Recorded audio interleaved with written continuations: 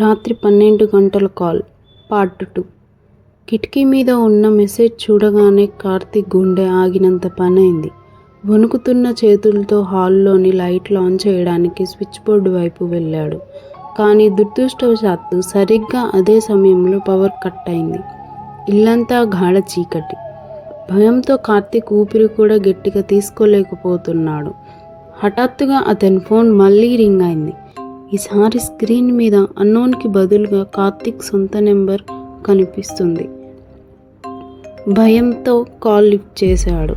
అవతల నుండి కార్తీక్ వాయిస్ లాగానే ఉన్న ఒక గొంతు, "నువ్వు వెనక్కి తిరిగి చూసావు కదా, ఇప్పుడు పైకి చూడు" అంది.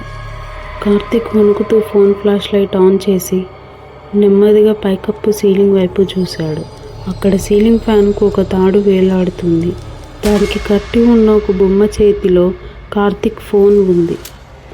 కార్తీక్ భయంతో అరుస్తూ వెనక్కి తగ్గాడు. సరిగ్గా అదే సమయంలో ఇల్లంతా లైట్లు వచ్చాయి. ఫోన్ రింగ్ అవ్వడం ఆగింది. కిటికీ మీద ఉన్న రక్తం మరకలు లేవు. సీలింగ్ ఫ్యాన్కు వేలాడుతున్న బొమ్మ కూడా మాయమైంది.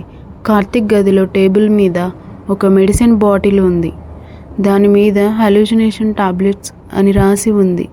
అవును, గత కొన్ని రోజులుగా కార్తీక్ తీవ్రమైన ఒంటరితనం, డిప్రెషన్ వల్ల రాత్రిపూట తనే ఫోన్ రికార్డ్ చేసి తనే మర్చిపోయి భయపడుతున్నాడు.